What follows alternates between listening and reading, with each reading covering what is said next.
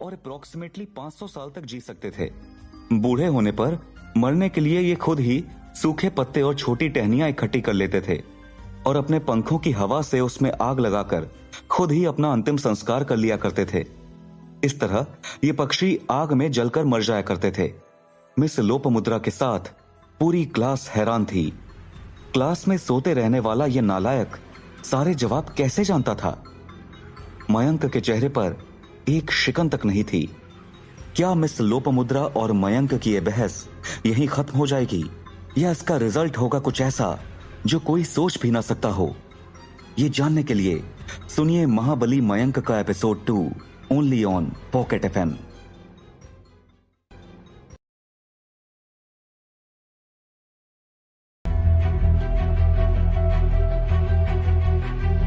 मयंक से नाराज मिस लोपामुद्रा उससे सवाल पर सवाल पूछे जा रही थी और मयंक ने तीनों ही सवालों के ठीक ठीक जवाब दे दिए थे। उसने अपना आखिरी जवाब खत्म किया ही था कि मिस लोपामुद्रा ने उसे टोकते हुए कहा, लगता है तीसरे सवाल के जवाब में तुम थोड़ा अटक गए। तुम ये बताना तो भूल ही गए कि फीनिक्स अपनी राख से 9 दिन बाद फिर से पैदा हो जाया करते थे। क्लास में अगर ध्यान दोगे तो चीजें दिमाग में बैठेंगी। मयंक ने अपनी नजरें मिस लोपामुद्रा के चेहरे पर जमाते हुए कहा, हाँ बिल्कुल सही कह रही हैं आप। मैं कुछ भी याद नहीं रख पाता, लेकिन इतना जरूर याद रख सकता हूँ कि rising from the ashes phrase यहीं से निकला है। शायद आप ये बताना भूल गईं। मिस लोपामुद्रा के गुस्से को फिर से मयंक ने हवा दे दी थी। वो बोली, तुम खुद को समझते क्या हो?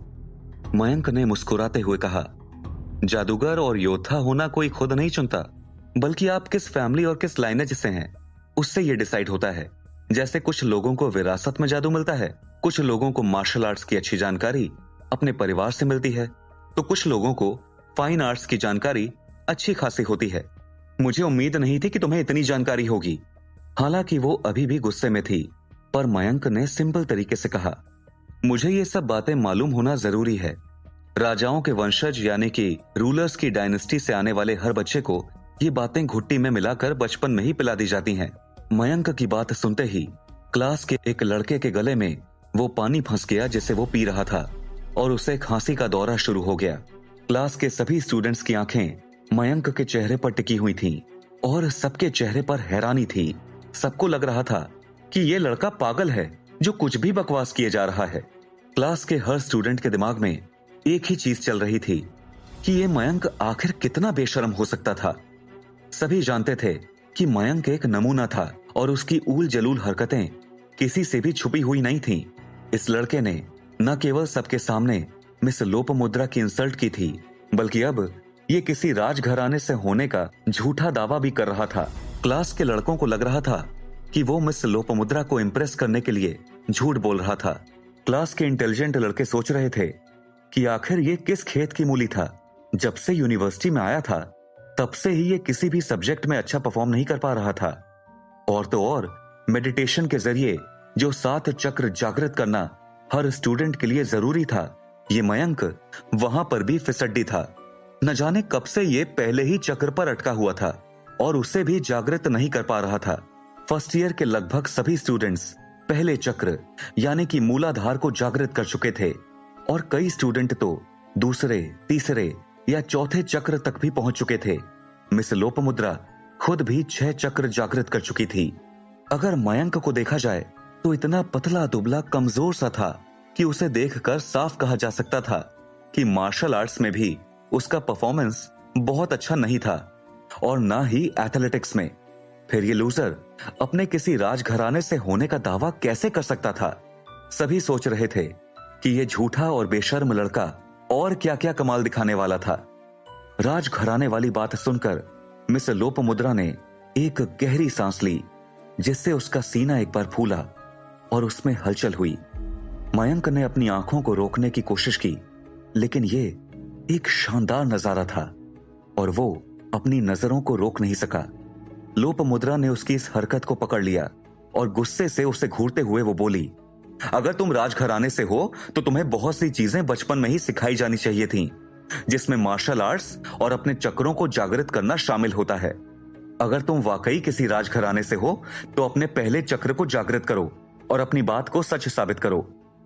मयंक ने बेबाकी से जवाब दिया, मेरी अंतरात्मा की शक्तियां अभी सोई हुई हैं। यही कारण था कि मैं क्लास में भी सो गया था और इस वक्त मैं उन शक्तियों को जगा नहीं सकता, वरना मैं ये फौरन करके दिखा देता।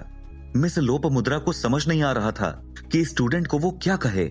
उसकी आंखें गुस्से में जल रही थीं और उसका बस चलता तो वो अपनी आंखों से आग निकालकर उस लड़के को अभी यहीं जला देती।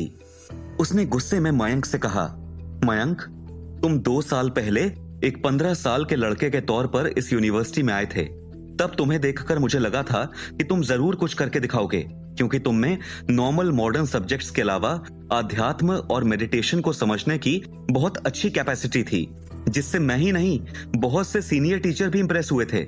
लेकिन बहुत से मेंटर्स के समझाने और गाइड करने के बावजूद तुम पिछले 2 सालों में अपनी चेतना और अपनी मन की शक्ति को बढ़ाने के बारे में कुछ नहीं कर सके। ना ही तुम अपना कोई चक्र जागृत कर पाए हो। अभी तक पहले ही चक्र पर अटके पड़े हो। ये जो दिन भर तुम यहाँ से वहां आवारागर्दी करते हुए कैंपस में घूमते रहते हो और क्लास में बिल्कुल ध्यान नहीं देते हो, उसके बाद तुमने क्या पाया है? नतीजा तो वही नील बटे सन्नाटा है। और अपनी हिमाकत तो देखो, आज तुम पूरी क्लास के सामने अपने किसी राज घराने से होने का झूठा दावा कर रहे हो। तुम्हारी हिम्मत कैसे हो जाती है ये सब करने की? और ऊपर से कैसे अजीब अजीब बहाने बनाकर क्लास में सोने को जस्टिफाई भी कर रहे हो। सब जानते हैं कि इन 2 सालों में तुमने यूनिवर्सिटी के हर एग्जाम में सबसे बुरा परफॉर्म किया है और तुम फेल हुए हो। यूनिवर्सिटी का रैंकिंग सिस्टम अगर पूरी तरह से लीनियंट हो जाए तब भी तुम आखिरी से ऊपर वाले स्टेप पर नहीं आ सकते। तुम्हें खुद पर शर्म नहीं आती क्या? गुस्से में भरी हुई लोपामुद्रा इतना कुछ लगातार बोले जा रही थी कि पूरी क्लास में पिन ड्रॉप साइलेंस हो गया था। हर कोई उसे देख रहा था, क्योंकि आज इससे पहले किसी ने उसे इतने गुस्से में नहीं देखा था। मयंक तो जैसे खुद सदमे में था। उसने मिस लोपामुद्रा के प्यारे से चेहरे की तरफ देखा जो गुस्से में लाल हो गया था, और वो सोचने लगा कि क्या वाकई उसे यहां आए 2 साल पूरे हो चुके थे। फिर उसे याद आया कि हाँ, वाकई 2 साल बीत चुके थे, लेकिन उसकी जिंदगी अब भी वहीं की वहीं थी। उसकी मेंटल, इमोशनल, फिजिकल और स्पिरिचुअल ग्रोथ रुकी हुई थी। वो ये जानकर बहुत हैरान था कि मिस लोपामुद्रा, जिसे सब खूबसूरती की देवी कहते थे, वो पहले ही दिन से उस पर नजर रखे हुए थी। यूनिवर्सिटी के एंट्रेंस एग्जाम के दिन से मिस लोपामुद्रा की नजर उस पर थी। ये सोचते ही वो थोड़ा सा खुश हो गया। इधर गुस्से में बहुत कुछ बोल चुकने के बाद लोपामुद्रा जब शांत हुई तो उसने अपने सामने खड़े लड़के को ध्यान से देखा। लड़का हैंडसम था और उसकी आंखें गहरी और सुंदर थी। 17 साल की नाजुक उम्र में भी ये काफी अट्रैक्टिव लग रहा था। तो जाहिर सी बात थी कि बड़ा होने पर वो एक बहुत डैशिंग आदमी बनने वाला था। इस लड़के के चेहरे पर इस वक्त हल्की सी उदासी नजर आ रही थी। लोपामुद्रा को लगा कि उसने गुस्से में कुछ ज्यादा ही डांट फटकार दिया। वो खुद से सवाल करने लगी कि कहीं वो बहुत ज्यादा रूड तो नहीं हो गई। उसका गुस्सा थोड़ा शांत हुआ तो उसने मयंक से कहा, इस साल के यूनिवर्सिटी के क्वार्टर फाइनल एग्जाम्स में अभी पूरा 1 महीना बाकी है। अगर तुम उसमें भी फेल हो गए तो कोई भी तुम्हें सस्पेंड होने से बचा नहीं पाएगा। यूनिवर्सिटी तुम्हें यहां रुकने नहीं देगी। तुमने अपनी पढ़ाई को, अपने फ्यूचर को मजाक समझ रखा है ना? पूरी की पूरी क्लास सांस रोके इन दोनों को देख रही थी। ऐसा लग रहा था कि यूनिवर्सिटी मयंक के साथ अपनी बर्दाश्त की सीमा पार कर चुकी थी और अब उसके बारे में कोई ना कोई फैसला लेने वाली थी। हर कोई यही सोच रहा था कि क्या यूनिवर्सिटी से वाकई मयंक को निकाल दिया जाएगा।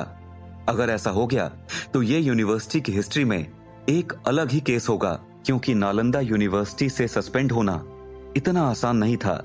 यूनिवर्सिटी हर स्टूडेंट पर बहुत मेहनत करती है और तब तक कोशिश करना नहीं छोड़ती जब तक वो किसी से बिल्कुल ही नाउम्मीद ना हो जाए।